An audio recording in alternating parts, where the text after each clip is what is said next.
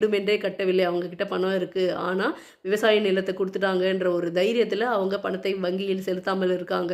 அப்படின்ற ஒரு நிலைமையில இருக்கும் பொழுது கூட, வங்கியால் அவங்கள பாதுகாத்துக் கொள்ள முடியாதா? அப்படின்னு நீங்க நினைக்கலாம். நீங்க நெறைய நீதிமன்றங்கள்ல, அது எந்த சென்னை உயர்நீதிமன்றமாகட்டும், அல்லது கேரளா, கர்நாடகா, வட மாநிலங்களில் எந்த நீதிமன்றமும், உச்சநீதிமன்றம் தீர்ப்புகளை எல்லாம் அலசி தேடினாலும், உங்களுக்கு வங்கிக்கு சாதகமாக, அதாவது விவசாய நிலத்த நீங்க எடுத்துக்கோங்கப்பா அப்படின்னு சொல்லக்கூடிய ஒரு தீர்ப்பை அப்படியே வலைவிரித்து தேடினாலும் காண்பதற்கு அரிது அப்படின்றது தான் உண்மை. அப்பேற்பட்ட ஒரு நிலைமையில் அபூர்வமான சில தீர்ப்புகள் வந்திருக்கிறது.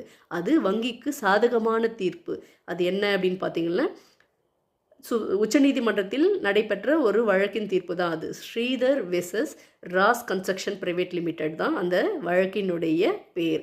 ஸோ இவங்க இந்த வழக்கின் முடிவில் நம்ம சுருக்கமா இத தெரிஞ்சுப்போம். இந்த